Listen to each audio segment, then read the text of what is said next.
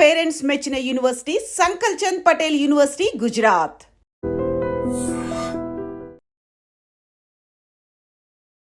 నమస్తే వెంకటేశ్వర గారు. నమస్తే తల్లి. ఓం నమో వెంకటేశాయ. వెంకటాద్రి సంస్థానం బ్రహ్మాండే నాస్తికించిన వెంకటేశ సమోదేవో నా భూతో నా భవిష్యతి. మంత్రమైన తంత్రమైన ఒక గురువు అవసరం. తంత్ర మంత్రాల్ని మీరు ఏ గురువు దగ్గర అభ్యసించారు? తెలంగాణలో రెండవ అతిపెద్ద నరసింహస్వామి దేవాలయమైనటువంటిది మా దేవాలయం.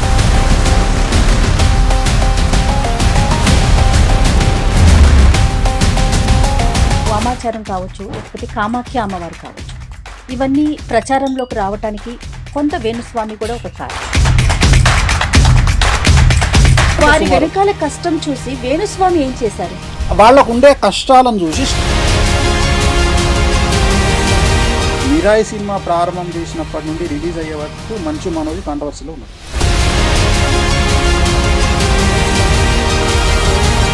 వారణాసి సినిమాలో దాంట్లో మీకు చిన్న మస్తాదేవి గురించి చూపిస్తారు. తల నరుక్కొని ఉంటుంది. జస్ట్ ఆ లాంచింగ్లోనే హంగామా జరిగింది. అంటే సమాజం వేణుస్వామిని ఒక కోణంలోనే చూస్తోంది. సమాజం చూడడం లేదు, మీలాంటి వాళ్ళు చూస్తున్నారు. మీ జీవితంలో జరిగిన మిరాకిల్ ఏదైనా షేర్ చేస్తారా? ఒకటి. చాలా జరిగినాయి మిరాకిల్. సో నెక్స్ట్ జనరేషన్లో వేణుస్వామి గారి పాపను కూడా చూడబోతున్నారు. సక్సెస్ఫుల్ జ్యోతిష్కుడు అంటే వేణుస్వామి గారి పేరు తెలియని వారైతే లేదు కదా. ఎవరికన్నా థ్యాంక్స్ చెప్పాలి ఈ సందర్భంగా అంటే మీరు ఎవరికి చెప్పాలి? మీ సక్సెస్ ని నాన్నగారు చూడలేకపోయారు. ఆయన చూడలేకపోయారన్న బాగా ఫీల్ అయ్యింది. నా వల్ల కొన్నిసార్లు వాళ్ళు బాధపడ్డ సందర్భాలు.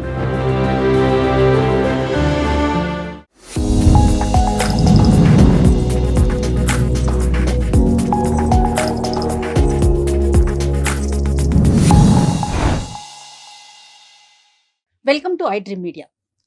సమాజంలో ఉన్న సెలబ్రిటీస్, ముఖ్యంగా రాజకీయ సినీ రంగానికి చెందిన వారికి సంబంధించి వారు ఏం మాట్లాడినా ఏం చేసినా ప్రజల్లో ఏదో ఒక ప్రశ్న మిగిలిపోతూనే ఉంటుంది.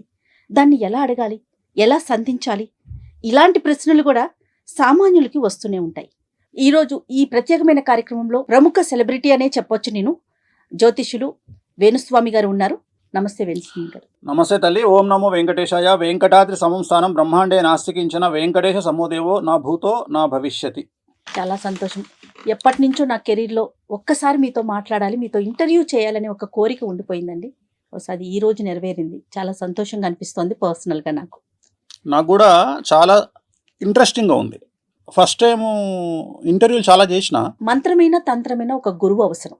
అలాంటి తంత్ర మంత్రాల్ని మీరు ఏ గురువు దగ్గర అభ్యసించారు?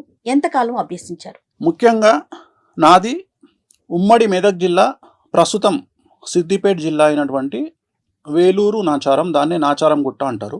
తెలంగాణలో రెండవ అతిపెద్ద నరసింహస్వామి దేవాలయమైనటువంటిది మా దేవాలయం. అయితే మా దేవాలయం ప్రత్యేకత ఏమిటి అంటే, మా దేవాలయంలో క్షుద్ర పూజల నివారణ అనేటువంటిది చాలా ప్రముఖమైనటువంటిది. జనరల్గా ప్రయోగం జరుగుతుంది ఎవరి మీదనైనా, అది చేతబడి, బాణామతి, లేకపోతే ఇంకొక సత్క, చాలా రకాలు ఉంటాయి ప్రయోగాలలో. వాటిని తీర్చివేయడం అనేటువంటిది, అంటే తీసివేయడం అనేటువంటిది మా దేవాలయం యొక్క ప్రాముఖ్యత. జనరల్గా మాకు అన్ని నదులు తూర్పు నుండి పడమరకు పారితే, మాది పడమర నుండి తూర్పు నుండి పడమరకు పారేటువంటి నది, దాని పేరు హారిద్రా నది. సో జనరల్గా ఏం జరిగేదంటే, అమావాస్యకు అక్కడ ఈ ప్రయోగాలు తీసేవాళ్ళు.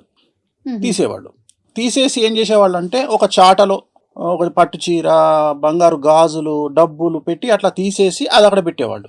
ఎవరైతే దాన్ని తీసుకుంటారో వాళ్ళకి అది అంటుకుంటుంది. సో ఇప్పుడు మనం చూస్తుంటాం, 3 కూడళ్ళు ఉన్న దగ్గర మనకు రాత్రిపూట కొబ్బరికాయలు, కోడిగుడ్లు, ఇవన్నీ మనం చూస్తుంటాం. నిమ్మకాయలు అనేవి నార్మల్, అవి పనిచేయవు. కోడిగుడ్లు కానీ, రెడ్ కలర్ అన్నం కానీ, అట్లా కొన్ని చూస్తుంటాం మనం. సో వాటిని సత్కలు అంటారు. చాలా సింపుల్గా మనం మాట్లాడుకుంటాం, కానీ దాని మించి మన కారు వెళ్ళినా అది మనకు అంటుకుంటుంది. సో వీటి నివారణ అనేది మా దేవాలయం దగ్గర జరిగేది. అయితే నాకు అప్పుడు వయసు ఎంత, 8 నుండి 10, 12 సంవత్సరాలు. సో మేము ఆడుకోవడానికి, లేదా ఈత పళ్ళు తెంపుకోవడానికి, లేదా మామిడికాయలు తెంపుకోవడానికి ఆ నది ప్రవాహం దగ్గర తిరిగినప్పుడు ఇవన్నీ కనిపించేవి మాకు. మా ఇంట్లో మా అమ్మ మా నాన్న ఏం చెప్పేవాళ్ళు అంటే, నువ్వు అక్కడ ఆడుకోవడానికి వెళ్ళినప్పుడు అవేవి ముట్టుకోవద్దు అంటే, మనకు డౌట్ ఎందుకు, ఎందుకంటే అప్పుడు బచ్చగాళ్ళం, అంత నాలెడ్జ్ లేదు. ఏం జరుగుతుంది అంటే, లేదు కొడుక అది దాన్ని తీసేస్తారు, ఇట్లా జరుగుతాయి మన దగ్గర, ఎందుకంటే మన క్షేత్రం దానికే ఫేమస్ కాబట్టి జాగ్రత్త అని చెప్పేవాళ్ళు. సో అది చూసినా దాని పక్క నుండి వెళ్ళేవాళ్ళం. సో ఒక ఇంట్రెస్ట్ క్రియేట్ అయింది, అసలు ఏం జరుగుతుంది అనే ఒక ఇంట్రెస్ట్ క్రియేట్ అయ్యి, అసలు మెల్లిగా మా నాన్నగారు చాలా పెద్ద పండితులు, యాదగిరిగుట్టలో 1965కు పూర్వం ప్రధానార్చకులుగా చేసి అక్కడ నుండి ఇక్కడికి వచ్చినారు నాచారం గుట్టకు. సో ఆయన దీనికే స్పెషల్. ఆయన ఏంటంటే, ఇప్పుడు మీకు తెలుసు, మీకు దయ్యాలు పట్టడము ఇట్లాంటివి అంటారు, నమ్మే వాళ్ళ గురించే మాట్లాడుతున్నాను నేను, నమ్మని వాళ్ళ గురించి నాకు అనవసరం. సో వాళ్ళు ఏంటంటే, ఈయన ఒక తీర్థం తీసుకొని ఇట్లా ముఖం మీద కొడితే ఒక 40 days తర్వాత వాళ్ళు ప్రదక్షిణాలు చేస్తే 40 days తర్వాత అది వదిలేసేది. సో ఆయన ప్రత్యేకమైనటువంటి పుస్తకాలు ఆయన దగ్గర ఉన్నాయి, మా నాయనగారి దగ్గర. సో తను చనిపోయిన తర్వాత మేము ఆయన ఎంత సంపాదించిండో అని మేము అన్ని ఎత్తుకుతే మాకు దాంట్లో హార్డ్లీ ఒక 15 రూపాయలు 20 రూపాయలు క్యాష్ దొరికింది మా నాన్న దగ్గర. నేను మాట్లాడేది 1987, నాకు కరెక్ట్గా 11 సంవత్సరాలు. మా నాన్నగారు ఏం చేశారంటే 1987లో నేను ఇంకో 6 నెలల్లో చనిపోతా కాబట్టి నీకు నేను ఉడకలగ్గం చేస్తున్నా అని నాకు జంధ్యం వేసి 6 నెలల తర్వాత చనిపోయినారు. ఆయన అతిపెద్ద పండితుడు, జ్యోతిష్యుడు. ఆయన పుస్తకాలు తీసినప్పుడు దాంట్లో కొన్ని చాలా అతి ముఖ్యమైనటువంటి పుస్తకాలు, ఆయన రాసిన పుస్తకాలు కొన్ని వెళ్ళినాయి. వాటిని తీసుకున్న తర్వాత అప్పుడు నా ఏజ్ అంత పెద్ద గొప్పదేం కాదు కాబట్టి 11 సంవత్సరాలు అప్పుడు ఆ పుస్తకాలన్నీ పక్కకు దాచిపెట్టాం. నేను ఇంటర్ చదువుకున్నా, నేను డిగ్రీ చేసిన, నేను 10th క్లాసు లాలాపేట్ గడి స్కూల్లో చదువుకున్నా. అంతకుముందు నా చదువు అంతా 9వ తరగతి వరకు నేను మెదక్ జిల్లా గోమారంలో, మీకు ఇప్పుడు సునీతా లక్ష్మారెడ్డి గారు మినిస్టర్గా పనిచేశారు, వాళ్ళ హస్బెండ్ పేరు లక్ష్మారెడ్డి, ఆయన నాకు సీనియర్. సో ఆ ఊర్లో నేను చదువుకున్నా. ఆ చుట్టుపక్కల గ్రామాల్లో పూజలు చేసేవాడిని. తర్వాత నేను హైదరాబాద్కి వచ్చి 10th చేసిన. అంటే చదువుకుంటూనే పౌరోహిత్యం చేసేవారు చిన్నప్పుడు. నా డబ్బులు, ఎందుకంటే నాన్నగారు చనిపోయింది 11వ సంవత్సరంలో కదా, 11 ఏళ్ళకి నాన్న లేడు. మా అన్న దగ్గర ఉంటూ, మా అన్న రఘునాథాచారి అని తెలుగు పండిట్ అయిన గోమారంలో, ఆయన దగ్గర చదువుకుంటూ ఆ చుట్టుపక్కల చాకలమెట్ల అనే ఊర్లో పూజలు చేయడము, వినాయక చవితి పూజలు చేయడం, అంటే నా సంపాదన నేను 11వ సంవత్సరంలో స్టార్ట్ చేసిన.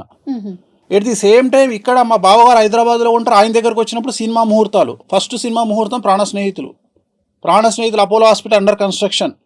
ఏది కృష్ణంరాజు గారు, మురళీమోహన్ గారు స్నేహాని కన్నా మిన్న లోకాన లేదురా అనే సాంగ్, అది ఫస్ట్ సినిమా ఇన్ హైదరాబాద్ ముహూర్తం. అప్పటికి చెన్నైలోనే ఉంది ఇంకా సినిమా ఇండస్ట్రీ. అప్పుడు నేను ఇక్కడ పూజలు చేయడం సెలవుల్లో వచ్చి, సో అట్లా రన్ చేస్తూ హైదరాబాద్కి వచ్చి హైదరాబాద్లో 10th చదువుకొని లాలాపేట్ గడి స్కూల్లో, next inter Tagore junior college చదువుకొని, degree SP college Sardar Patel college చదువుకొని, డిగ్రీలో నేను సికింద్రాబాద్కు నేను ఏబీపీ ప్రెసిడెంట్గా పనిచేసాను. అయితే నాకు ఎక్కడ అంటే సినిమా ఇండస్ట్రీలో ఈ గౌరవము, సినిమా పూజలు చేసినప్పుడు ముహూర్తాలు పెట్టినప్పుడు గౌరవము, ఇవన్నీ చూసిన తర్వాత నాకు కింగ్ అంటే ఎప్పుడు ఇష్టం లేదు, కింగ్ మేకర్ అంటే ఇష్టం. సో మొదటి నుండి నా గోల్ కింగ్ మేకర్. రెండవది ఏంటంటే, మా నాన్నను చూసిన సందర్భంలో మా నాన్నగారు గుడి నుండి బయటికి వస్తున్నప్పుడు జనాలు నమస్కారం పెట్టడం అంటే ఒక పెద్ద పూజారికి ఇచ్చే విలువ. సో అది నన్ను ఎటువైపు తీసుకెళ్ళింది అంటే, జనాలతోని నమస్కారం పెట్టించుకోవాలి, జనాలతోని గౌరవం సంపాదించుకోవాలి అనేటువంటిది చిన్నప్పుడే నా మైండ్లో పడిపోయింది. నలుగురు మిమ్మల్ని గుర్తించాలి అనేది నా మైండ్లో పడిపోయిన తర్వాత నేను ఏం చేసిన అంటే, ఇంకా ఇంచుమించు 2004 వరకు నేను సినిమా ఇండస్ట్రీలో ముహూర్తాల్లోనే ఉన్నా. 2004లో రాజశేఖర రెడ్డి గారు సీఎం అయినాక, ఆయన బావమరిది చంద్రప్రతాప్ రెడ్డి గారు అని ఉండేవారు, చనిపోయినారు ఆయన. సో ఆయన నాకు చాలా క్లోజ్ అయినప్పుడు అక్కడ నుండి నేను జ్యోతిష్యంలోకి ఎంటర్ అయ్యి, అప్పుడు నేను అన్ని ప్రామాణికం జ్యోతిష్యం తీసుకొని, అప్పటికే జ్యోతిష్యం వచ్చు నాకు, కానీ ఇంకా నా ప్రొఫెషన్ను మార్చుకొని నేను జ్యోతిష్యంలో ఫిక్స్ అవ్వాలి అని నేను ఎంటర్ అయినా. అంటే ఇక నేను అప్పుడు ఎన్నుకున్నా 2004లో నేను ఫిక్స్ అయిన ఏంటంటే, జ్యోతిష్యం అనేది ఇంకా నేను ఫైనల్, నేను ఇదే నేర్చుకుంటా. అంటే జ్యోతిష్యం అనే సబ్జెక్ట్ ని డెప్త్ గా వెళ్ళి దాంట్లో నేను ఆలోచన చేసింది ఏంటంటే, జ్యోతిష్యం అందరు చెప్తారు. సో ఆ టైంలో కొంతమంది మీద మనం ఇన్స్పిరేషన్ అవుతాం. ఉదాహరణ, నేను పరిటాల గారి ఇంట్లో పూజ చేసేవాడిని, నేను చిన్నప్పుడే పూజ చేసేవాడిని. ఆయనను చూసినప్పుడు 100 మంది గన్మెన్లు, 100 మంది సెక్యూరిటీ, సునీతమ్మ వాళ్ళందరికీ వండి పెట్టడం, అంటే చాలా ఫ్యామిలీస్ చాలా దగ్గర నుండి, ఎందుకంటే చాలా చాలా దగ్గర నుండి చూసినటువంటి నాది సబ్జెక్ట్. ఎందుకంటే సినిమా ఇండస్ట్రీలో ఇప్పుడున్నంత జనాలు అప్పుడు లేరు, ఇంత క్రౌడ్ లేదు. ఉదాహరణ, నేను పద్మలయ స్టూడియోలో నాయిల్లే నా స్వర్గం అని సినిమా షూటింగ్ అవుతుంటే, దివ్యభారతి నేను కలిసి నా 2-వీలర్ మీద తిరిగేది రోడ్డు మీద. అంటే ఆమె టీ తాగడానికి బయటకు వచ్చేది. అంటే అసలు ఇంత లేదు క్రౌడ్. సో అట్లా మెల్లిగా మనకి ఏమర్థమైందంటే, ఈ సబ్జెక్టును మనం ఎట్లా బయటికి తీసుకురావాలి అంటే సెలబ్రిటీస్ మనతో తిరుగుతున్నారు.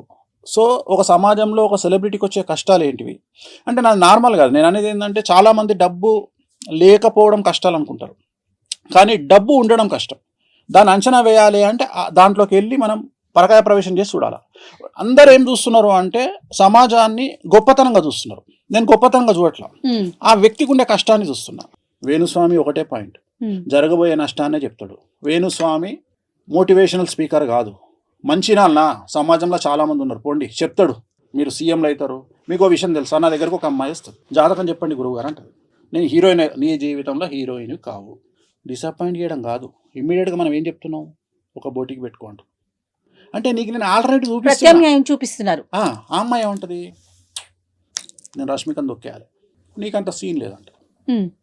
ఇట్లనే మన ఇద్దరం ఎట్లయితే ఇంటర్వ్యూ చేస్తున్నామో అట్లనే ఒక ఇంటర్వ్యూ చేసినప్పుడు ఒక అతను పేర్లొద్దు, అతను వచ్చిండు నా దగ్గరికి. వచ్చినప్పుడు ఇట్లనే నేను కార్లో పోతుంటా అంటే నా కారు ఎక్కువ అన్నాడు. ఎక్కడన్నా డ్రాప్ చేయాలి, నా కారు ఉంది ఆల్రెడీ, డ్రాప్ చేయాలి. 70 లక్షల కారు ఎక్కుదాం పా అన్నాడు. డేట్ ఆఫ్ బర్త్ చెప్పు అన్నాడు. ఎంబడే సంవత్సరం తర్వాత నీ బండి ఉండదు, నీ బండిలో పెట్రోల్ ఉండదు పో అన్న. వెంకటేశ్వర స్వామి వారి మీద ఒట్టు, అవతం కాదు. ఇదే మాట మాట్లాడినా. నా సంఘాన్ని నీకు తెలియదు, 10 కోట్లు పెట్టి ఇల్లు కడతా అన్నా అన్నాడు. కట్టు పోయి కట్టు. నేను ఒకటే చెప్తాను, నీ జాతకంలో నీకు ఈ కారు ఉండదు, నీ తన పెట్రోల్కు పైసలు ఉండవు, కథ నువ్వు బిస్కెట్ నీ లైఫ్ పో అని చెప్పిన. సంవత్సరం తర్వాత తెలంగాణ పార్టీ భవన్ పక్కకు మోర్ మెడికల్ హాల్ అని ఒకటి ఉంటుంది. మోర్ మెడికల్ హాల్, అందులో నేను మందులు కొంటున్నా. నా పక్కకు ఒక ఆయన వచ్చి నిలబడ్డాడు. నమస్తే పంతులు. నమస్తే, ఎవరు? పలానా రోజు ఆడ కలిసినాం మనం. అవును, ఏం సంగతి, ఎట్లును? అయిపోయింది పంతులు. ఏమైంది? ఆల్టో కార్లు వచ్చిన, నువ్వు చెప్పినట్టే అయింది. అది వేణుస్వామి. గురుగారు, ఇప్పుడు వామాచారం కావచ్చు, లేకపోతే కామాఖ్య అమ్మవారు కావచ్చు, ఇవన్నీ ప్రచారంలోకి రావటానికి కొంత వేణుస్వామి కూడా ఒక కారణం. ఎందుకంటే పదే పదే మీ నోట్లో నుంచి మేము చాలా సందర్భాల్లో విన్నాం.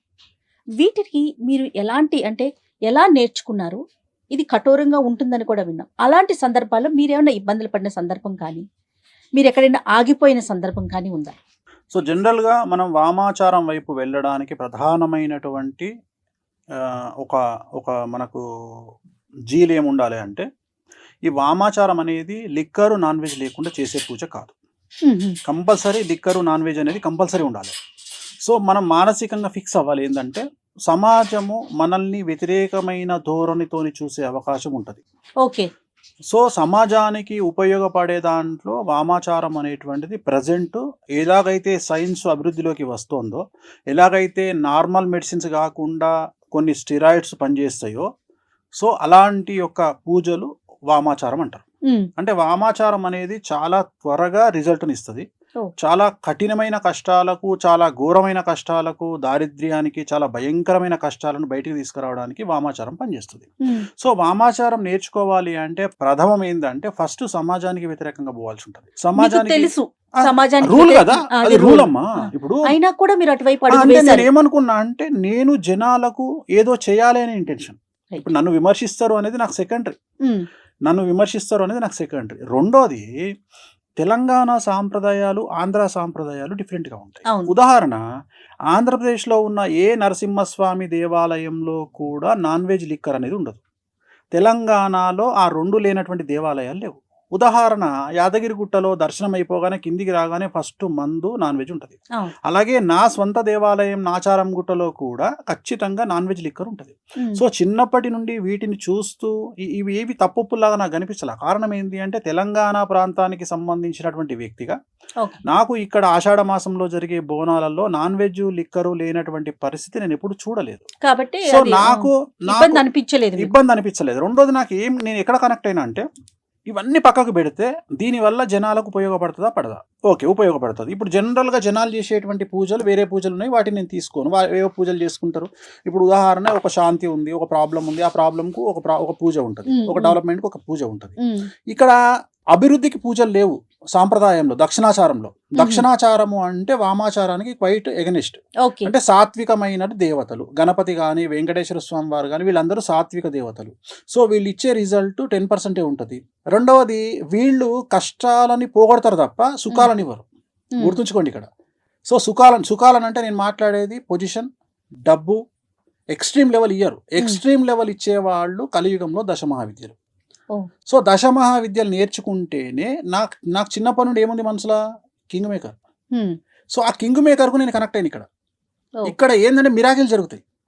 ఇక్కడ ఒక నార్మల్ పర్సన్ సూపర్ స్టార్ అవుతాడు, ఒక నార్మల్ పర్సన్ కోటీశ్వరుడు అవుతాడు. సో ఇవి నేర్చుకునే క్రమంలో ఎక్కడైనా ఇబ్బంది పడ్డారా మీరు? సో ఇవి ఫస్ట్ ఇక్కడ నా నిర్ణయము ఎందుకు వచ్చింది అనే చెప్తున్నా. అంటే నేను నిర్ణయించుకోవడానికి ఇది రీజన్.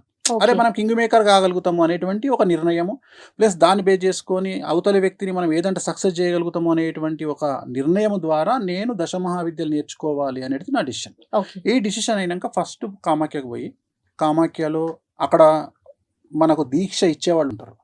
సో కఠినమైన దీక్ష 10 రోజుల పాటు ఒక్కొక్క విద్య మీద ఉంటుంది. అంటే ఒక విద్య 10 రోజులే ఇస్తారు అంతే. అట్లా 10 విద్యలు. ఓకే. సో 100 రోజులు పడుతుంది. కానీ వామాచారంలో ఏముంటుందంటే యజమాని యొక్క కోరికలను 5 కోరికలను పేపర్ మీద రాసుకుంటాం. ఈ కోరికలు మేము మిమ్మల్ని అడగం, పేపర్ మీద రాస్తాం. ఓకే. మీకు ఏం కావాలి అని మొదలే సంకల్పం రాసుకుంటప్పుడు పేపర్ మీద మీ నక్షత్రము, గోత్రము, ఆ కోరికలు 5 రాసుకుంటాం. 5 పర్మిషన్. ఈ 5 సక్సెస్ అవుతాయి. 5 కంటే ఎక్కువ రాసుకోవడానికి లేదు వామాచారంలో. ఈ 5 పేపర్ మీద రాసుకొని సైలెంట్ సంకల్పం ఉంటుంది. అంటే ఇవి అమ్మవారికి డైరెక్ట్గా నివేదిస్తాం. ఇగో వీళ్ళకి ఇది కావాలి, వీళ్ళకి ఇది కావాలి అని చెప్పుకుంటాం.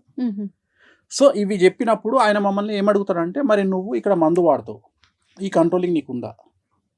మందు ఖచ్చితంగా నువ్వు నెలకు ఇన్నిసార్లు మందు తాగాలి అని రూల్ ఉంటుంది. ఎందుకంటే ఎప్పుడైతే మేము దీక్ష తీసుకుంటామో, దీక్ష తీసుకున్నప్పుడు మా పొట్టలో అమ్మవారు ఉన్నట్టు మేము భావించాలి.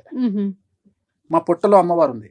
సో మరి పొట్టలో అమ్మవారికి ఉన్నప్పుడు నువ్వు ఫీడ్ చేయాలి కదా. అమ్మవారికి ఫీడ్ అనేది మందే. అమ్మవారికి ఫీడింగ్ అంటే మందు నాన్ వెజే కదా. ఆ నాన్ వెజ్ లో కూడా మటన్ అనేది మస్ట్ కదా. ఇవన్నీ ఉంటాయని మీకు ముందుగానే ఇవన్నీ తెలుసుకొని వామాచారము నా డ్రీము. వామాచారం నా డ్రీము. ఈ రోజు సమాజము విమర్శించిన, సమాజము యాక్సెప్ట్ చేయకున్నా, వేణుస్వామి వాళ్ళ నాయనగారు పెద్ద పూజారి, మా నాయనగారు నిష్ఠాగరిష్ఠుడు. ఆయన జీవితంలో బ్రతికున్నంత కాలం అంగి వేసుకోలే, షర్ట్ వేసుకోలే, షర్టు లేకుండా తిరిగిండు ఆయన. అలాంటి ఆయన కొడుకుగా, అలాంటి కుటుంబంలో నుండి వచ్చిన నేను పూర్తి కాంట్రాస్ట్ అయినటువంటి నాన్ వెజ్ వైపు రావడం అనేటువంటిది అతిపెద్ద నిర్ణయం నా లైఫ్లో. ఈ వామాచారంలో ఈ సబ్జెక్టును టచ్ చేసింది ఇప్పటి వరకు ఒక 2 టచ్ చేసినారు సినిమా ఇండస్ట్రీకి సంబంధించి. ఒకటి మిరాయి సినిమా, ఒకటి రాజమౌళి ఇప్పుడు రాబోయే సినిమా మహేష్ బాబు సినిమా. ఈ 2 సినిమాలు మీరు అబ్జర్వ్ చేయండి. మిరాయి సినిమా ప్రారంభం చేసినప్పటి నుండి రిలీజ్ అయ్యే వరకు మంచు మనోజ్ కాంట్రవర్సీలో ఉన్నాడు. చెప్పాలి, మీరు ఆన్సర్ చెప్పాలి. అవునా? ఎందుకంటే మిరాయి సినిమాలో బగాలాముఖి గురించి చూపిస్తాడు. చూశారా మీరు సినిమా? లేదండి. అయితే మిరాయి సినిమాలో బగాలాముఖి గురించి చూపిస్తాడు. దశమహావిద్యల్లో బగాలాముఖి ప్రాముఖ్యమైనటువంటి అమ్మవారు. జస్ట్ ఆ పాత్ర వేసినందుకే ఆయనకు అంత కాంట్రవర్సీ, సమస్యల్లో ఇరుక్కుంటారు. సో ఇది స్పెషాలిటీ. రెండవది ఇక్కడ ఈ వామాచారం కాన్సెప్ట్ ఏంటంటే, మనం 100 కోరుకుంటే అమ్మవారు 200 ఇస్తుంది. Rajamouli cinema, Mahesh Babu cinema Varanasi launch చేసినప్పుడు మీరు అబ్జర్వ్ అయిన దాంట్లో వారణాసి సినిమాలో దాంట్లో మీకు చిన్నమస్తా దేవి గురించి చూపిస్తాడు. చిన్నమస్తా అమ్మవారు తల నరుక్కొని ఉంటది, ఆమె గురించి చూపిస్తాడు. జస్ట్ ఆ లాంచింగ్ లోనే హంగామా జరిగింది. అంటే నేను అనేది ఏంటంటే, ఇగో ఇంత సంచలనం ఉంటుంది లైఫ్. సో వీటిని యాక్సెప్ట్ చేయగలిగినటువంటి బాధ్యత మన మీద ఉండాలి. ఇంకా నాకేం వద్దు, ప్రశాంతంగా వెళ్ళిపోవాలని అనేది నా కోరిక. సో అది దానికోసం నా ఏమైందంటే, నేను ఏదైనా చేస్తా. మీరు నమ్మరు, ఇవాళటి వరకు నేను చేసినటువంటి పూజలలో అమ్మాయిల దగ్గర నేను సింగిల్ ఎన్పి తీసుకోవాలి. ఇవాళటి వరకు, ఈ రోజు వరకు ఏ హీరోయిన్ దగ్గర కానీ, ఏ ఆర్టిస్ట్ దగ్గర కానీ, ఏ సెలబ్రిటీ దగ్గర కానీ నేను డబ్బులు తీసుకోను అమ్మాయిల దగ్గర. నేను అమ్మాయిని దేవతా స్వరూపంలో చూస్తా. మాకు ఫస్ట్ ఇచ్చేటువంటి రూల్ ఏంటంటే, మా నియమాలలో ఫస్ట్ నియమం ఏంటంటే, అమ్మాయిని స్త్రీని దేవతగా చూడాలి. ఎందుకంటే మేము పూజించే కామాఖ్య, మేము పూజించే దశమహావిద్యలు అన్నీ కూడా యోని రూపంలో ఉంటాయి. సో అందుకని ఏమంటాడంటే, నువ్వు ఫస్ట్ యోనిని వేరే రకంగా చూడకు, నువ్వు నీ పుట్టుకకు కారణమైనటువంటి ఒక అమ్మని చూసుకో, ఒక అమ్మవారిని చూసుకో. అందుకని మేము జీవితంలో ఏ అమ్మాయిని వేరే దృష్టితో చూడము, ఓన్లీ అమ్మవారి దృష్టితోనే చూస్తాం. మా దృష్టిలో ప్రతిదీ అమ్మవారే. సో ఎక్స్ట్రీమ్ థింకింగ్ ఉంటుంది. ఆ థింకింగ్ను, ఆ కనెక్షన్ని ఏర్పాటు చేయగలిగిన వాడు మా గురువు. ఓకే వేణుస్వామి గారు, ఇప్పుడు మనం కంప్యూటర్కి మన బర్త్ డీటెయిల్స్ ఇచ్చేస్తే జాతకం వచ్చేస్తుంది, పూర్తిగా చెప్పేస్తుంది. ఇది ఒక పక్కన నడుస్తుంది. మరో పక్కన తంత్రం కానీ మంత్రం కానీ యంత్రం కానీ వీటిని నమ్మే వారి సంఖ్య కూడా పెరుగుతానే ఉంది. రెండింటిని మీరు అసలు ఏ దృష్టితో చూస్తారు? అసలు నేను సైన్స్ కంటే నేను మిగతా వాటికంటే వీటినే ఎక్కువ నమ్ముతా. ఎందుకు నమ్ముతా అంటే తాంత్రికం కానీ భక్తి కానీ భయం కానీ దాంట్లో మార్పు ఏదైనా కావచ్చు. కొంతమంది దేవుడి దగ్గరికి భయంతో వెళ్ళే వాళ్ళు ఉంటారు, కొంతమంది భక్తితో వెళ్ళే వాళ్ళు ఉంటారు, కొంతమంది ప్రేమతో వెళ్ళే వాళ్ళు ఉంటారు. ఓకే. గూగుల్ సెర్చ్లో 2000 సంవత్సరం తర్వాత కనుక మనం గూగుల్ సెర్చ్ చేస్తే టోటల్ జనాభాలో 8% మంది భగవంతుడి వైపు వచ్చినట్టు, భక్తి మార్గం వైపు వచ్చినట్టు గూగుల్ సర్వేలు చెప్తున్నాయి. 8% పెరిగింది.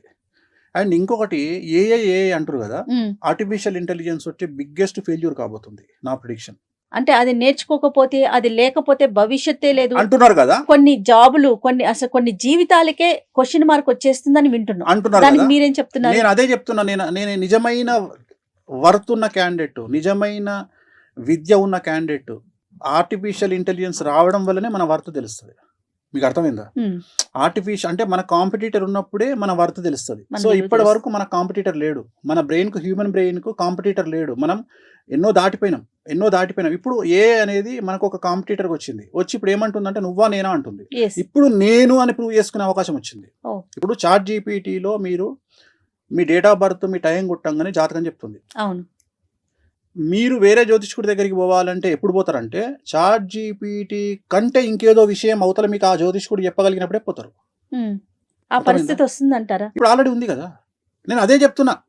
ఏఐ మనల్ని మింగేస్తుంది అనే మాట ఏం లేదు, తప్పది. నేను అదే చెప్పబోతున్నా మీకు. అంటే నాకున్న అవగాహన ప్రకారం ఏఐ మీ దృష్టిలో ఒక వర్డ్, నా దృష్టిలో ఏఐ అనేది మేషరాశి. సో భగవంతుడి వైపు అందరూ చూస్తున్నారు. సో అందుకని మనకు ఎంత ఏఐ వచ్చినా, ఎంత అడ్వాన్స్ అయినా మళ్ళీ మనకు భగవంతుడి మీద భక్తి, ప్రేమ మనం ఎట్లా హ్యాండిల్ చేస్తాం అనేది. ఉదాహరణ వెంకటేశ్వర స్వామిని నేను ఒక తండ్రిలాగా ట్రీట్ చేస్తాను. నాకు అక్కడ భక్తి ఉండదు, నాకు ఆయనతో అటాచ్మెంట్ కనిపిస్తుంది.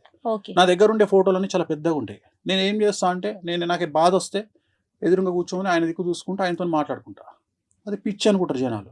సో అట్లా చాలా మంది నాలాగా మాట్లాడుకునే వాళ్ళని నేను చూసిన.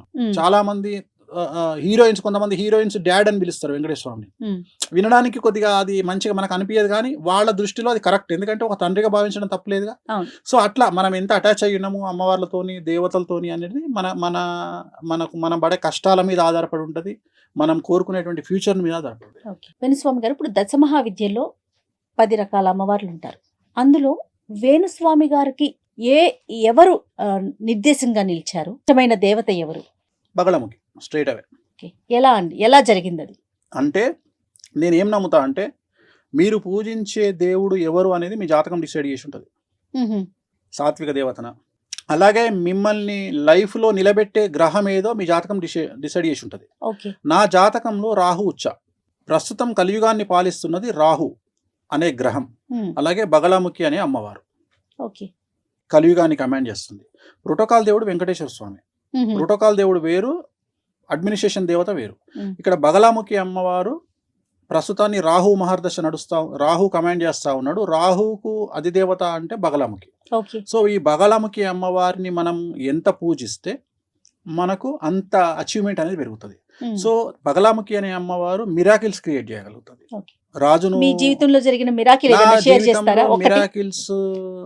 చాలా జరిగినాయి. మిరాకిల్స్ అంటే నేను ఎక్స్ట్రీమ్ చూసిన. నేను అనేది ఎక్స్ట్రీమ్ చూసిన, చాలా ఎక్స్ట్రీమ్ చూసిన. నేను ఉదాహరణ 2016లో నేను ఢిల్లీకి పోయినప్పుడు ఒక 10 కార్ల కాన్వాయ్లో నేను ఒక్కడిని ఒక 40 మంది గన్మెన్లను పెట్టుకుని పోయినా. ఇవన్నీ పక్కన పెడితే నా లైఫ్లో బిగ్గెస్ట్ అచీవ్మెంట్ అంటే ఒకటి చెప్తాను నేను మీకు. లక్నో ఎయిర్పోర్ట్లో ఉన్న రాత్రి 9:25కు ఫ్లైట్ 8:30 అవుతుంది. అంటే అవతల ఎంత టైం ఉంది మీకు? ఇది 8:30 అంటే ఇది 40 నిమిషాలు, అది 20 నిమిషాలు, 55 నిమిషాల టైం ఉంది. జనరల్గా మనము చెక్ ఇన్ లేకపోతే హ్యాండ్ బ్యాగ్ వేసుకొని పోయినా 40 నిమిషాల ముందు ఎయిర్పోర్ట్కి పోవాలి. నేను అప్పటికి డిప్యూటీ సీఎం ఇంట్లో ఉన్నా, శివపాల్ యాదవ్ ఇంట్లో. నేను అంటున్నా ఫ్లైట్ టైం అవుతుంది, 9:25కు ఫ్లైట్ వెళ్ళిపోతుంది అంటే బయట అంటుండే ఆయన. కూసో అంటాడు. నేను ఏంది సార్ ఫ్లైట్ పోతుంది? అరే నువ్వు ఎక్కకపోతే ఫ్లైట్ ఎక్కడికి పోతుంది, కూసో అన్నాడు. మీరు నమ్మరు, నేను 9:30కు ఎయిర్పోర్ట్ ఎంటర్ అయినా. 9:25 ఫ్లైట్ స్టార్ట్ అయ్యేటప్పటికి 9:50 అయింది. జనరల్గా 25 నిమిషాల ముందు గేట్ మూసేస్తారు. 9:25 ఫ్లైట్ 9:50కి స్టార్ట్ అయింది. 25 నిమిషాల తర్వాత కదిలింది ఫ్లైట్. సో నాకు తెలిసి ఇంతకంటే ఏముంటుంది ఇక లైఫ్లో. అంటే నేను అనేది మన కోసం ఫ్లైట్ ఆపడం అనేది ఇక అది ఎక్స్ట్రీమ్ ఇక లైఫ్లో. ఓకే. ఇంత ఎక్స్‌ట్రీమ్ చూసారు కదా! ఇంత సాడ్ మూమెంట్ ఏదన్నా చూసారా? అంటే పీక్స్ చూసేసారు. చెప్పలేనన్ని పీక్స్ చూసానని చెప్తున్నారు. ఏదన్నా ఒక బాధపడిన సందర్భం చాలా అతి ముఖ్యమైన ఒక సందర్భం చెప్పండి. 2001 అనుకుంటా ఐ థింక్. నా దగ్గర డబ్బులు లేవు తినడానికి.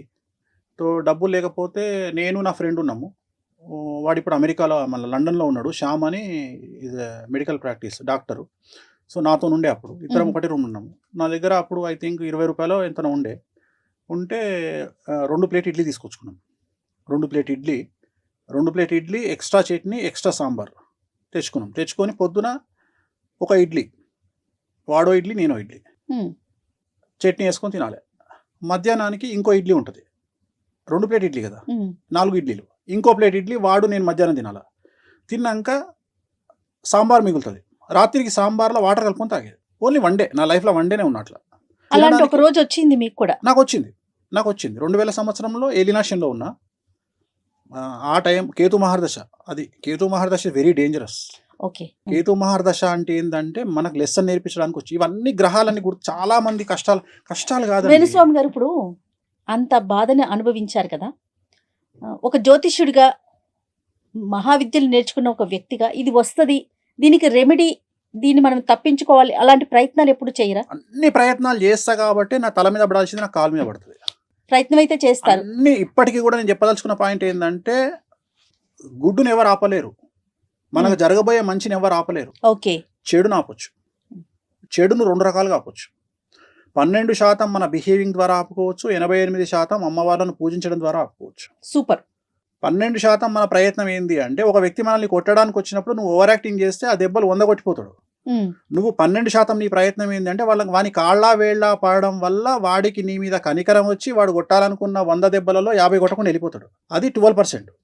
మిగతా అసలు వాడికి ఆ ఉద్దేశమే కలగకుండా చేయడం అమ్మవార్లను పూజించడం.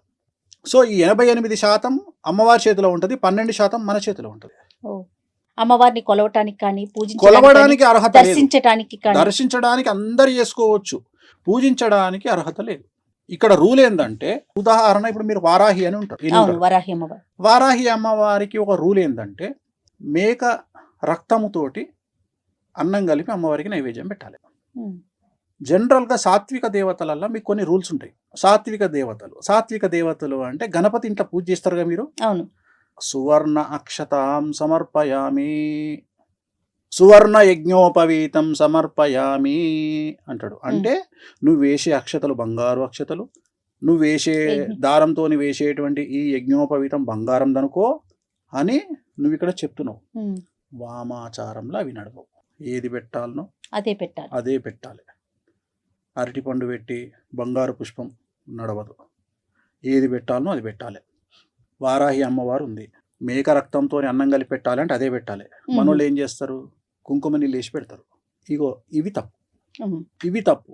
రూల్ ఏంటంటే నువ్వు అమ్మవారికి ఏమి ఇవ్వాలనో అది ఇవ్వాలి. ఇప్పుడు ఆమె ఏం చేయాలో అది చేస్తారు. ఆచార వ్యవహారాలను ఖండించగలిగినటువంటి నాలెడ్జ్ మనకు లేదు. కొన్ని వేల సంవత్సరాల నుండి వస్తున్నటువంటి ఆచారాలను వ్యతిరేకించేంత సినిమా మనకు లేదు. ఆమెకు ఏం కావాలనో అది ఇయ్యాలి, మనకి ఏం కావాలనో అది తీసుకోవాలి. అంతేగాని నేను అన్ని ఆల్టర్నేటివ్ చేస్తా. చాలా మంది మేము నాన్ వెజ్ తినమండి, మేము సాత్వికంగా చేస్తామండి. చేసుకో, రిజల్ట్ వేరే వస్తుంది. నువ్వు సాత్వికంగా చేసుకోవాలనుకున్నప్పుడు గణపతి పూజ చేసుకో, ఇంకో హోమం చేసుకో, ఇటువైపు రాకు. ఇక్కడ ఇదే ఇవ్వాలి. ఇప్పుడు ఉదాహరణ తెలంగాణలో రెడ్డిసో ఇంకెవరో దాన్ని ఏమంటారు, డిన్నర్ పెట్టి అనుకుందాం. సపోజ్ డిన్నర్ పెట్టి మీల్ మేకర్ పెట్టి మటన్ అంటే వాడు ఊకుంటాడా? అదే మీల్ మేకర్ గంట అనుకుని కొడతాడు. సో నువ్వు ఏది పెట్టాలని అంటే తినటానికి తెలుసు కదా, ఇది మీల్ మేకర్ మటన్. అట్లనే అమ్మవారు నువ్వు మనుషులనే మోసం చేయలేవు, అమ్మవారిని ఎట్లా మోసం చేస్తావు? ఎవరికి ఏం చేయాలో అదే చేయాలి. ఎస్. సెలబ్రిటీ జ్యోతిష్యులు మీరు కదా, మీ తర్వాత అంటే ఈ విద్యని నేను కొంతమందికి అందించాలి, మీ శిష్యుల్లాగా ఉండాలి, వేణుస్వామి పేరు నిలబెట్టాలి, అలాంటి వారిని ఎవరినైనా మీరు తయారు చేస్తున్నారా? ఉన్నారు, ఒకళ్ళు ఇద్దరు నేర్చుకుంటున్నారు. ఒక 2 అమ్మాయిలు నేర్చుకుంటున్నారు నా దగ్గర నేర్చుకుంటున్నారు. ఆల్రెడీ వాళ్ళు సెలబ్రిటీలు, చాలా పెద్ద సెలబ్రిటీలు, అంటే ఫైనాన్షియల్ సెలబ్రిటీలు. ఓకే. అంటే రాజభోగులు వాళ్ళు. అంటే బాగా డబ్బులుండి, బాగా ల్యాండ్ లార్డ్స్ ఉండి అట్లా. ప్లస్ మా పాప కూడా నేర్చుకుంటుంది. ఓకే. నేర్చుకుంటుంది. సో నెక్స్ట్ జనరేషన్ లో వేణుస్వామి గారి పాపను కూడా చూడబోతాం. యా, డెఫినెట్గా. వేణుస్వామి గారు, నమ్మకం వేరు, మూఢనమ్మకం వేరు. దీనికి ఉన్న డిఫరెన్స్ని మీరు ఎలా మాట్లాడతారు? మనల్ని ముందుకు తీసుకెళ్లేది నమ్మకం, మనల్ని ఆపేది మూఢనమ్మకం. ఎక్కడైతే మనల్ని ఆపేస్తుందో అది మూఢనమ్మకం. అది మూఢనమ్మకం. ఆపేది మనకొద్దు. నేను అమావాస్య నాడు కారు కొన్నా. నా ఫస్ట్ కారు అమావాస్య షోరూమ్ నుండి అమావాస్య నాడు కొన్నా. సో ఇక్కడ నేను అనేది ఏంటంటే, చాలా మందికి తెలియని ఒక విషయం చెప్తా. నలుపు దేనికి సంకేతం? చెడు అనుకుంటారు సాధారణంగా. జనరల్గా శనికి అనుకుంటారు. ఉమ్. కాదు, నలుపు రాహుకు సంకేతం. కానీ మనం నలుపును శనికి అంటగట్టి మనం కూర్చున్నాం. మీరు అబ్జర్వ్ చేస్తే ప్రపంచంలోని సెలబ్రిటీలు, ఇండియాలోని సెలబ్రిటీలు అందరూ వేసుకునే బట్టలు నలుపు, వాళ్ళ కార్లన్నీ నలుపు, సీఎంల కార్లు నలుపు, మినిస్టర్ల కార్లు నలుపు. అవును. ఎందుకు అంటే రాహువు, వాళ్ళ స్థాయికి రావడానికి ప్రత్యేకమైనటువంటిది రాహు. ఉమ్. సో జనరల్గా కొన్ని కార్లు, కొన్ని కంపెనీ కార్లు కానీ బట్టలు కానీ మనం జాతకాన్ని విశ్లేషించి ఈ బట్టలు వేసుకుంటే బాగుంటుంది. కొంతమందికి నలుపు వద్దని చెప్తాం 90% జనాలకు, కొంతమంది నలుపు వేసుకోమని చెప్తాం. ఎవరికైతే రాహు ఉచ్చలో ఉంటాడో వాళ్ళని నలుపు వేసుకోమని చెప్తాం. వాళ్ళు నలుపు వేసుకోగానే వాళ్ళకు విపరీతంగా యోగిస్తుంది. అంటే జాతకం ప్రకారమే మన జీవితం నడుస్తుంది అంటారు ముందుకి. 100%. అంతేనండి. మన జాతకంలో మనం పుట్టినటువంటి మన లగ్నాన్ని బేస్ చేసుకొని మన లైఫ్ డిసైడ్ అయి ఉంటుంది. ఓకే. ఆల్రెడీ డిసైడ్ అయ్యే మనం వచ్చినాం. వేణుస్వామి గారు, ఇంత సక్సెస్ ని చూసారు. సక్సెస్ఫుల్ జ్యోతిష్కుడు అంటే వేణుస్వామి గారి పేరు తెలియని వారైతే లేరు కదా. ఎవరికన్నా థ్యాంక్స్ చెప్పాలి ఈ సందర్భంగా అంటే మీరు ఎవరికి చెప్తారు? నా లైఫ్లో నా వైఫ్, నా పాప ఇద్దరికి. ఎందుకంటే నా వల్ల కొన్నిసార్లు వాళ్ళు బాధపడ్డ సందర్భాలు ఉన్నాయి. ఇప్పుడు నా వైఫ్ ఉంది, తను పెద్ద మ్యూజిషియన్, భారతదేశంలోనే తనకు మంచి పేరు వచ్చింది, చాలా పెద్ద. సో నేను ఒక్కొక్కసారి ఫీల్ అవుతుంటా నా వల్ల తను ఏమైనా ఇబ్బంది పడుతుందేమో అని. రెండోది, నేను అగ్రెసివ్ క్యారెక్టర్. అంటే జనరల్గా నాది ఎంత అగ్రెసివ్ అంటే, నన్ను ఎవడన్నా టార్గెట్ చేస్తే 10 నిమిషాల తాడుపేడ తెలుసుకుందాం అనే రకం నేను. అంటే నేను ఎగ్జాంపుల్ చెప్తా. ఇప్పుడు దావూద్ ఇబ్రాహిం ఉన్నాడు, నా దృష్టిలో దావూద్ ఇబ్రాహిం అనేటోడు కొనికిసుక కొట్టాం నా దృష్టిలో. అంటే నేను అనేది ఏంటంటే, చంపడం అనేది పెద్ద నిర్ణయం తప్ప దానికి సంబంధించిన ప్రాపగండ చేయడం, ఇప్పుడు చంపడం అనేది పెద్ద విషయం కాదు. వాడు గన్నుతో కాలుస్తాడు, కత్తితో పొడుస్తాడు, గొంతు బిసుకుతాడు. అవును. సో నేను అనేది ఏంటంటే, ఈ డాన్లు లేకపోతే ఎదుటి వ్యక్తి ఎంత పెద్ద తోపైనా ఐ డోంట్ కేర్.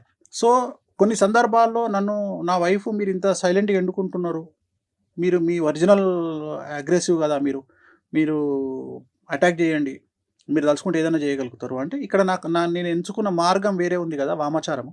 నేను చేయలేను అనేది నేను తలుచుకుంటే పూజలతోనే చేస్తా, అవసరం లేదు అనే కండిషన్ తనకు అప్లై చేసి, తనకు అర్థం చేసి, సో నన్ను తను అర్థం చేసుకున్నందుకు, అలాగే నేను పడే బాధలను తను భరిస్తున్నందుకు నేను థ్యాంక్స్ చెప్పుకోవాలంటే నా వైఫ్కి చెప్పుకుంటా. సో ఈ జనరేషన్లో 20 సంవత్సరాల పాప ఇంత అగ్రెసివ్గా, ఇంత సమాజము ఇంత టార్చర్ పెడుతుంటే, లేకుంటే కావాలని ఒకళ్ళిద్దరు నన్ను మీద దాడి చేస్తున్నప్పుడు నా పాప అర్థం చేసుకుంటుంది, నాకు సపోర్ట్గా నిలబడుతుంది అనుకున్నప్పుడు తనకు థ్యాంక్స్ చెప్పుతా. అన్నిటికంటే ముఖ్యం ఏంటంటే, నన్ను టార్గెట్ చేస్తూ, నన్ను విమర్శిస్తూ, ప్రతిరోజు నా బ్రెయిన్ యాక్టివ్గా ఉండడానికి తోడ్పడుతున్న నా విమర్శకులందరికీ థ్యాంక్స్ చెప్తా. సమాజాన్ని మీరు ఏ దృష్టితో చూస్తారు గురుగారు? ఎందుకంటే తిట్టేవారు ఉన్నారు, పొగిడేవారు ఉన్నారు, లాభపడే ఉన్నారు, అంటే పాజిటివ్, నెగిటివ్, అట్లా మీరు ఏ కోణంలో చూస్తారు? సమాజంలో జనాలు ఎప్పుడు అమాయకులే. మోసగాడు కూడా అమాయకుడే, మోసం చేసేవాడు కూడా అమాయకుడే. మోసం చేయడము జాతకం మీద ఆధారపడి ఉంటుంది, మోసపోవడము జాతకం మీద ఆధారపడి ఉంటుంది. సో ప్రతి ఒక్కళ్ళు బలి ఇవ్వబడే వాళ్ళే. కానీ it will take time. First ఒక వ్యక్తి ఏమనుకుంటాడంటే, నేను వీని మోసం చేసిన, నేను సక్సెస్ అనుకుంటాడు. కానీ మోసపోయిన వాడు నమ్మిండు, ఆ నమ్మకం వల్ల మోసం చేసిన వాడికి అవకాశం దొరికింది. వీడి లెవెల్లో వీడెవరినో నమ్ముతాడు, వీడు మోసపోతాడు. సో ప్రతిదీ సమాజాన్ని నేను జ్యోతిష్యమైన కోణంలోనే చూస్తా తప్ప వ్యక్తిగతమైనటువంటి కోణములో నేను చూడను.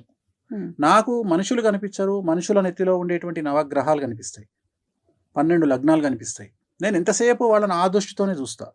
సో సమాజంలో నాకు సంబంధించినంత వరకు వాళ్ళ జాతకాన్ని బేస్ చేసుకొని వాళ్ళు తీసుకునే నిర్ణయాలు అనేవి ఉంటాయి. So astrology is nothing but decision. మనము తీసుకునేటువంటి నిర్ణయాలే మన జాతకము. సో మనము అక్కడికి వెళ్ళాలా వద్దా, ఆ హాస్పిటల్కి వెళ్ళాలా వద్దా, ఆ మనిషి దగ్గరికి వెళ్ళాలా వద్దా, ఇవన్నీ కూడా మన జాతకం మీద ఆధారపడి ఉంటాయి. రైట్. పర్సనల్గా నేను వాణి గారికి చాలా పెద్ద ఫ్యాన్ అండి, చాలా చాలా ఇష్టం ఆవిడంటే నాకు. ఎన్నో కచేరీలు, ఎన్నో ప్రోగ్రామ్స్ చేస్తుంటారు కదా. మీకోసం పర్సనల్గా ఎప్పుడైనా ఒక సాంగ్ మీ ముందు చేసింది ఏమన్నా ఉందా? చాలా సార్లు మీ ఫేవరెట్ సాంగ్? సో నా ఫేవరెట్ సాంగ్ అంటే భక్తికి సంబంధించి వెంకటాచల నిలయం. ఓ. సో వెంకటాచల నిలయం అనేది ఇక నాకు కిక్ ఇస్తుంది. ఆ పాట నాకు తను వాయించిందంటే ఇంక నేను పిచ్చన్ అయిపోతా. సో అది భక్తికి సంబంధించి. అలాగే 7G by Brindavan colony and Aashiqui 2. ఓ. సో ఈ పాటలు నాకు చాలా ఇష్టం. సో అంటే మరి భగవంతుడు నాకు అంత పెద్ద అవకాశం, అంత పెద్ద గొప్ప అవకాశం ఇచ్చిండు, అంత మంచి ఇన్స్ట్రుమెంట్ ప్లేయర్ను నాకు భార్యగా భార్య. ఇచ్చినప్పుడు, అంత పెద్ద ఇచ్చినప్పుడు అందరికంటే గొప్పగా నాకు ఏంటంటే సమాజం కోసం ఎక్కడనో పెద్ద పెద్ద షోలలో వాయించి డబ్బులు తీసుకుని వాయించే నా వైఫ్ నా కోసము నాకు ఇష్టమైన పాట వాయించమన్నప్పుడు నాకు వాయిస్తుంది. నాకు యాక్సెస్ ఉంది కాబట్టి ఇప్పుడు నిన్న పరిస్థితి ఏంటంటే నిన్న తను ఇవాళ రామోజీరావు గారి ప్రోగ్రాం కోసం అని చెప్పేసి ఆ పాట ఉంటుందండి, వైష్ణవ జనతో అనే సాంగ్ ఉంటుంది. ఆ సాంగ్ వాయిస్తున్నప్పుడు నన్ను వినమన్నది, నేనేమో బిజీగా ఉన్నా. నేను ఇంటర్నేషనల్ కాల్స్లో బిజీగా ఉన్నా, నేను అవకాశం దొరకలే. మళ్ళీ ఇవాళ పొద్దున తను ఈటీవీలో ప్లే అయింది. అది ఈటీవీలో ప్లే అయినప్పుడు లైవ్ వచ్చింది. ఇవాళ చూసి నేను ఎంజాయ్ చేసిన.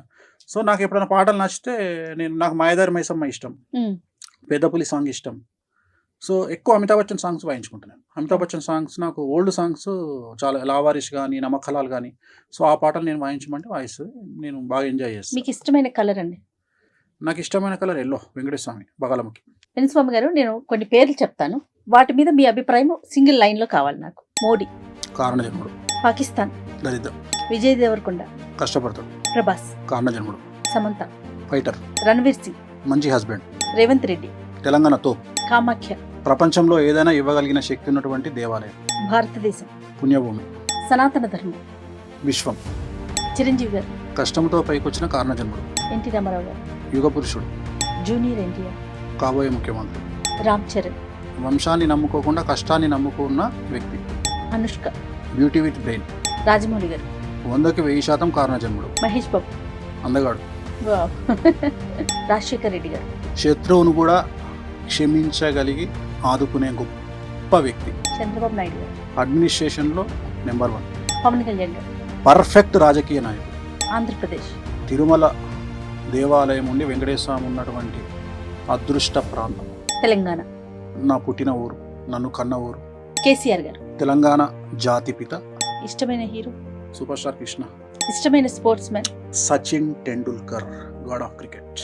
ఇష్టమైన ఫుడ్, వెజ్లో అయితే పాలకూర పప్పు, టెంపుల్ పులిహోర. నాన్ వెజ్ అయితే బగారన్నం, మటన్ కర్రీ. ఇష్టమైన ప్లేస్, ఎక్స్ట్రీమ్ పిచ్ అంటే తిరుమల. ఇష్టమైన కమేడియన్, బ్రహ్మానందం గారు. ఇంకా ఆయన మించిన ఎవరున్నారు? ఇష్టమైన స్పోర్ట్, క్రికెట్. చిన్నప్పుడు ఎప్పుడైనా ఆడే అవకాశం వచ్చిందా? చాలా చాలా చాలా చాలా ఆడతా. ఇప్పుడు కూడా ఆడతా. ఓ. ఇప్పుడు కూడా ఆడతా. సూపర్. ఈ మీ సక్సెస్ ని అమ్మగారు చూసారేమో బహుశా, యా. నాన్నగారు చూడలేకపోయారు. చూడలేదు. అది ఎప్పుడైనా అనిపిస్తా ఉంటుంది, ఈ రోజు ఉన్న ఈ సక్సెస్ ని ఆయన చూడలేకపోయారన్న బాగా భావన. బాగా ఫీల్ అవుతుంటా నేను. ఎందుకు ఫీల్ అవుతుంటా అంటే అప్పుడు మెడికల్గా ఇంత డెవలప్మెంట్ లేదు. సో ఆయన పోయినప్పుడు ఇంత డెవలప్మెంట్ లేదు. సో ఈ మెడికల్ డెవలప్మెంట్ ఉంటే ఆయన ఉండేవాళ్ళు, ఆయన ఉంటే మన అభివృద్ధి చూసేవాళ్ళు అనేది అదొక్కటి మాత్రం లైఫ్లో అదొక్కటే నేను బాధపడేది ఏంటంటే, అయ్యో ఆయన చూడలేకపోయారే అనే ఒక బాధ. అంతకుమించి పెద్ద ఇంకా వేరే ఏం లేవు. భవిష్యత్తులో గురువు గారిని ఎలా చూస్తామండి? ఫ్లో ఎటు ఉంటే అటు, గో విత్ ఫ్లో. పెద్ద కోరికలేం లేవు, గో విత్ ఫ్లో. అంతే, గో విత్ ఫ్లో. ఏదైనా జరగచ్చు. ముందుగా ఇట్లా అవుతుంది అట్లా అవుతుంది, ఏం లేదు. పాలిటిక్స్ లోకి ఎంటర్ Politics లో అవుతారు, చెప్పలేం. ఇప్పుడు పొలిటికల్ గా ఆల్రెడీ జాతకరీత్యా అని జాతకరీత్యా ఉంది. ఇప్పుడు పొలిటికల్ గా నాకు 2-3 ఆప్షన్స్ వస్తున్నాయి. సో ఇప్పుడు ఒకవేళ ఎమ్మెల్యే పునర్విభజన జరిగితే, ఏమైనా కాన్స్టిట్యున్సీలు పెరిగితే కొన్ని ఆప్షన్స్ ఉన్నాయి. నాకున్నాయి, మా ఆవిడ కూడా ఉన్నాయి. బట్ మనకైతే ఇంట్రెస్ట్ లేదు. ప్రజెంట్ పొలిటికల్ ఇంట్రెస్ట్ అయితే లేదు, నిజంగానే లేదు. జాతకంలో ఉంది, బట్ పొలిటికల్ ఇంట్రెస్ట్ లేదు. నేను చెప్పిన కదా మీకు ఒకటి అన్న, నా డ్రీమ్ ఏంటంటే నేను కింగ్ మేకర్గా ఉండాలనుకుంటా తప్ప కింగ్గా ఎప్పుడు ఉండాలనుకోను. నాకు ఇష్టం కూడా ఉండదు. ఎందుకంటే నేను రాజభోగాన్ని నమ్ముతా, రాజయోగాన్ని రాజయోగము నాట్ పర్మనెంట్, రాజభోగము పర్మనెంట్.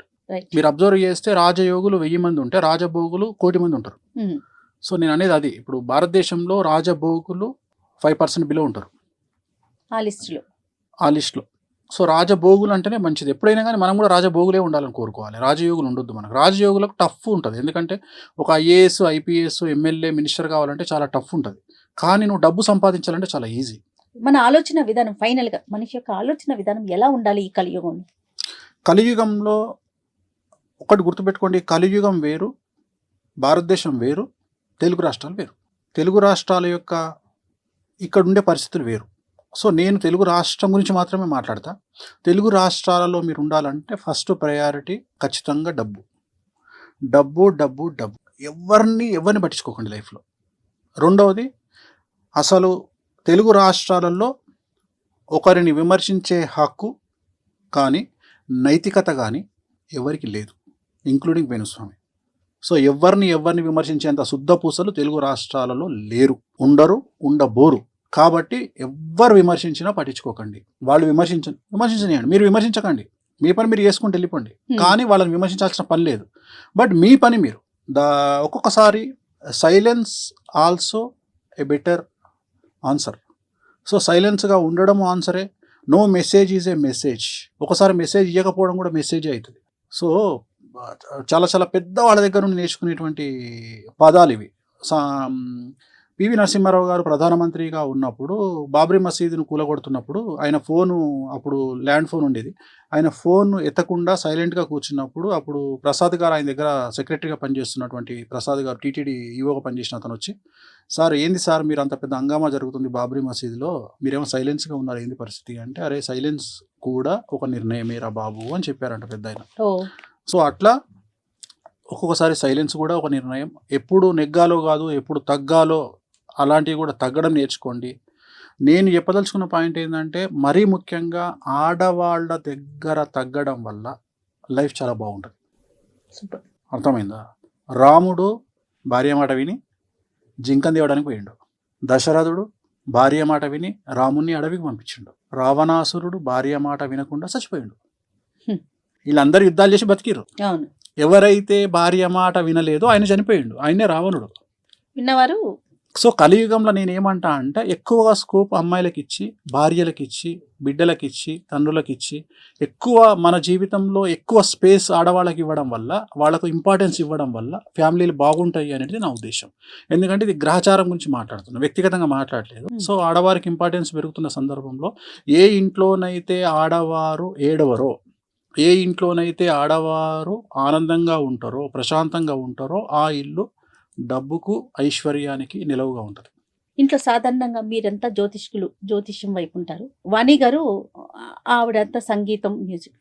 కలుసుకుంటే ఎక్కువగా ఎలాంటి విషయాలు డిస్కస్ చేస్తారు కామన్గా? ఇవి రెండు వదిలేసి పర్సనల్ విషయాలు ఉంటాయా, కుటుంబ విషయాలు? నాకు కోపం రాదు. సో జనరల్గా మేము ముగ్గురం కలుసుకుని, నేను, మా ఆవిడ, మా పాప కలుసుకునేది డైనింగ్ టేబుల్. నేను డైనింగ్ టేబుల్ దగ్గరికి పోగానే మా పాప, మా ఆవిడ ఇద్దరు ఈ డైరెక్షన్లో ఉంటారు, నేను ఈ డైరెక్షన్లో ఉంటా. వీళ్ళిద్దరు యుద్ధం స్టార్ట్ చేస్తారు. వాళ్ళు కంప్లైంట్లు అన్నీ ఈవిడిస్తుంటుంది, ఈమె ఇస్తుంటుంది నాకు. నేను చివరికి తిన్న తర్వాత వాళ్ళు ఏముండిరు అని అడుగుతాను. నేను తిన్న తర్వాత అంటే నా మొత్తం మైండ్ వీళ్ళిద్దరు తినేస్తారు. అంటే నాకు ఓన్లీ వాళ్ళు మేము ముగ్గురం కలిసేది డైనింగ్ టేబుల్. తర్వాత నేను వ్యక్తిగతంగా నా బెడ్రూమ్లోకి వచ్చిన తర్వాత నేను తను పక్కపక్కనే ఉంటాం కాబట్టి నేను మాట్లాడే ప్రతి మాట తనకు రెండు చెవులు అందరికి ఉన్నట్టే. ఒక చెవు ఏమో తన పర్సనల్ పని చేసుకుంటుంటుంది, అంటే ఎవరితో మాట్లాడడము, ఇంకో చెవు నాకు వదిలేస్తుంది. సో నేను ఎవరితో మాట్లాడుతున్నా, పొలిటీషియన్తో మాట్లాడుతున్నా, ప్రజెంట్ సబ్జెక్ట్ ఏంది, ఈ సబ్జెక్ట్ మీద కమెంట్ చేస్తాను. ఇప్పుడు ఉదాహరణ, నేను భారతదేశంను, మీరు చూసే భారతదేశం వేరు, నేను చూసే భారతదేశం వేరు. నేను భారతదేశానికి రాబోయే కాలంలో పెను సంచలనాలు జరగబోతున్నాయి. అసలు ఎవరు ఊహించినటువంటి సంచలనాలు భారతదేశంలో జరగబోతున్నాయి. ఆర్థికంగా పెట్రోలు, డీజిలు, డబ్బు, సో డాలర్ మారకం. ఎందుకంటే ఇప్పుడు డాలర్ మారకం అంటే సామాన్యమైన జనాలకు తెలియదు. సామాన్యమైన జనాలు ఏమనుకుంటారంటే డాలర్తో నాకేం పని అనుకుంటారు. కానీ ఇక్కడ 100 రూపాయలు, 110 రూపాయలు ఉన్న నూనె 170 రూపాయలు అయింది వాళ్ళ, రేపు 400 అవుతుంది ఇంకో సంవత్సరంలో. సో ఇవన్నీ సామాన్యులకు తెలియదు. నేను ఈ డిస్కషన్ చేస్తున్నప్పుడు తను మొత్తం క్యాప్చర్ చేస్తుంటుంది. నా డిస్కషన్ అంతా నేను పొలిటీషియన్తో మాట్లాడుతున్నప్పుడు, ఒక పొలిటీషియన్తో ఒక ఎమ్మెల్యేతో మాట్లాడుతున్నా, ఒక ఎంపీతో మాట్లాడుతున్నా, లేకపోతే ఒక సీనియర్ జర్నలిస్ట్తో మాట్లాడుతున్నా, ఒక విశ్లేషకులతో మాట్లాడుతున్నా. సో వాళ్ళతో మాట్లాడుతున్నప్పుడు అవన్నీ క్యాప్చర్ చేసుకుంటుంది. చేసుకొని తను తర్వాత నన్ను క్వశ్చన్ చేస్తుంది, మీరు ఇది అన్నారు కదా, సో దీనికి ఏంది అంటే, మీరు ఒక మాట అన్న, తను వీణ వాయిస్, తను వీణ కంటే కూడా చాలా పెద్ద విశ్లేషకురాలు. తను చాలా చాలా చాలా విశ్లేషణ చేయగలుగుతుంది. సో నా దగ్గర నుండి ఇన్ఫర్మేషన్ తీసుకొని తను ఎవరి దగ్గర ఉన్న దాన్ని మాట్లాడడానికి వాడుతుంది, లేదా ఇంకొద్దిగా ఇన్ఫర్మేషన్ క్యాప్చర్ చేయడానికి పనిచేస్తుంది. ఎక్కువ డిస్కషన్ అంటూ మాకు ఉండవు. మాకు జనరల్గా నేను చాలా సీక్రెసీ మెయింటైన్ చేస్తాను. అంటే నా క్లయింట్లకు సంబంధించిన విషయాన్ని నా భార్య దగ్గర కూడా మాట్లాడా. అంటే జనరల్గా నన్ను అందరూ ఏం ఆలోచిస్తారంటే, నేను ఏదున్నా మీడియాలో మాట్లాడతా అనుకొని ఆలోచించే జనాలు ఉంటారు నా గురించి. కానీ నేను 90%, 99% నా క్లయింట్ల సీక్రెట్ నేను మెయింటైన్ చేస్తాను. చాలా మందికి ఆ విషయం తెలియదు. అందుకనే నన్ను నమ్మి చాలా పెద్ద పెద్ద వాళ్ళు వస్తారు నా దగ్గరికి, బ్యూరోక్రాట్లు వస్తారు నా దగ్గరికి, జడ్జిలు వస్తారు, హైకోర్టు జడ్జిలు వస్తారు.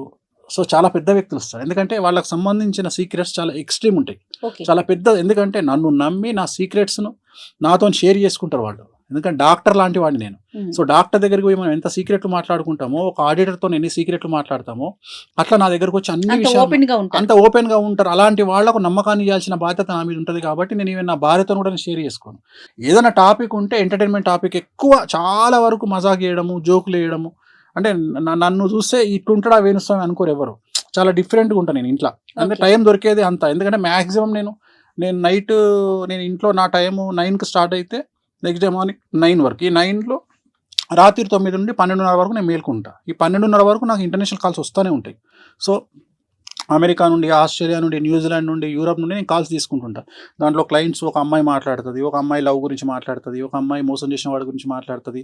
సో జనరల్గా మనకు తెలుగు రాష్ట్రాల్లో మనోళ్ళు ఏమనుకుంటారంటే ఎన్ఆర్ఐ అనగానే మనోళ్ళు కొన్ని 100 కోట్లు సంపాదించారేమో అనుకుంటారు. కానీ అమెరికాలో అంటూ క్రికెట్ కూడా ఎన్ఆర్ఐ, లండన్లో లాటిన్ కట్టుకుంటూ ఎన్ఆర్ఐ. వాడు కూడా ఫోన్ చేసి నాకు ఫీజు కూడా కట్టుకోలేని స్థాయిలో వాడు మాట్లాడుతుంటాడు. సో ఇవంతా తను గ్రాస్ప్ చేసి ఇవన్నీ తను మైండ్లో పెట్టుకొని తను ఎక్కడైనా వాడడానికి ప్రయోగిస్తుంది. సో మాకు ఇంతే తప్ప, అంటే సబ్జెక్ట్ పరంగా ఇన్ఫర్మేషనే తప్ప వేరే విషయాలు మాట్లాడుకునే అవకాశం మాకు ఉండదు. ఏదైనా ఉంటే నిర్ణయాల గురించి మాట్లాడుకుంటాం. ఇప్పుడు పలానా దగ్గర ప్రోగ్రామ్ వచ్చింది, చేయాలా వద్దా. ఉదాహరణ ఏదైనా ఒక దగ్గర వచ్చింది, ఏదైనా ప్రోగ్రామ్ వచ్చింది, చేయాలా. ఇప్పుడు యూఎస్ ఉంది, యూఎస్కి నేను వెళ్ళాలా వద్దా, వద్దు, అవసరం లేదు. యూఎస్కి పోవాలంటే 1 మంత్ ప్యాక్ అవుతుంది. ఇక్కడ 1 మంత్లో నువ్వు 10 ప్రోగ్రాంలు చేసుకోగలుగుతావు. ఇక్కడ ఇంత బిజీ పెట్టుకొని ఇప్పుడు నిర్ణయాలు. ఇంకోటి, చాలా మంది నన్ను అడగకుండా చిన్న నిర్ణయం కూడా తీసుకోదు. ఎందుకంటే తను అనేది ఏంటంటే జ్యోతిష్యపరమైన అంశాలని జోడించి నాకు తనకు ఒక బెట్ ఉంది, తనకు బెట్ ఉంది. 2015లో నేను ఏం చెప్పినా అంటే, నువ్వు ఈ మీడియా యాంకరింగ్ ఇవన్నీ వదిలేసి సడన్గా వీణ వైపు వెళ్తావని చెప్పిన. అసలు నేను వీణనే ముట్టుకోక 10 ఏళ్ళు అయింది, నేను ఎట్లా పోతా వీణ వైపు? నువ్వు వీణ వైపు వెళ్తావు, వీణ అంటే నీ పేరు గుర్తొస్తుంది అని చెప్పిన. నేనన్నా వీణ ఈ భారతదేశంలో వీణ అంటే నీకు పేజ్ ఉంటుందని చెప్పిన. నేను ఇంపాసిబుల్ అన్నది. ఆర్టీసీ బస్సులో కూర్చొని ఏడవడం కంటే బిఎండబ్ల్యూలో కూర్చొని ఏడవడం బెటర్ అని. అట్లా సో జనరల్గా చాలా చాలా ఫన్నీగానే పోతుంది తప్ప అసలు వేరే డిస్కషన్లు, కోపాలు, తాపాలు అంత సీనే ఉండదు. ఎవరి పనిలో వాళ్ళు బిజీగా ఉంటాము, దొరికితే చాలు. ఎందుకంటే ఈ మధ్యన మరీ తను బిజీ అయిపోయింది, నాకు వారంలో ఒకరోజు దొరుకుతుంది అన్న. నేనే ఏం చేస్తాను, నేను ఇంట్లో ఎవరు లేకపోతే జంప్ అయ్యి నేను ఫామ్ హౌస్కి వెళ్ళిపోతా. ఎందుకంటే పాప కూడా తనతో పాటే ఉంటుంది, తన డేట్లు చూసుకుంటుంది. సో ఇద్దరు బిజీ అయిపోయినరు. సో అందుకని నేను మ్యాక్సిమం సో ఒక ఫన్ అట్మాస్ఫియర్ ఇంట్లో ఎప్పుడు నేను ఎక్కడున్నా అట్లనే ఉంటుంది. నేను ఎవరి దగ్గర ఉన్నా అంత కామెడీగా, అంటే ఈ ఆఫ్ స్క్రీన్ నేను డిఫరెంట్గా ఉంటా కొద్దిగా, ఆన్ స్క్రీన్ వేరే. నేను కెమెరా స్టార్ట్ కాగానే నాకు తెలియదు స్వామి ఏం చేస్తాడో అట్లా మాట్లాడతా. కానీ ఆఫ్ స్క్రీన్ నేను చాలా ఫన్నీగా, చాలా కూల్గా, చాలా ప్రశాంతంగా మాట్లాడుతూ ఉంటాను. అసలు అగ్రెసివ్నెస్ ఉండదు. Right. Thank you so much Venu Swamy గారు. ఎందుకంటే నో ఫిల్టర్ అనే కార్యక్రమంలో ఫిల్టర్ లేకుండా అన్ని చెప్పారని నేను అనుకుంటున్నాను. Thank you, thanks a lot. నమస్తే. And for more videos, Please subscribe to iDream. Please subscribe to iDream. Please subscribe iDream. And please subscribe to iDream. For more videos, subscribe to iDream. please like, share and subscribe to the channel. Congratulations, iDream. Subscribe to iDream. Subscribe to iDream. So subscribe to iDream Media. iDream team andarki huge congratulations. Please subscribe iDream Media. Please subscribe to iDream. Subscribe iDream. Please subscribe to iDream. iDream అంటే నా కళల ఛానల్ను subscribe చేసుకున్న నోరు తిరుగుతలేదు, మీరైతే గంట గుర్తు కొట్టండి. For more such videos, please subscribe to iDream. Subscribe to iDream. Please subscribe to iDream. Please subscribe iDream Media. Please do subscribe to iDream. Please subscribe to iDream Media. For best entertainment and information, please subscribe iDream. And don't forget to subscribe to iDream.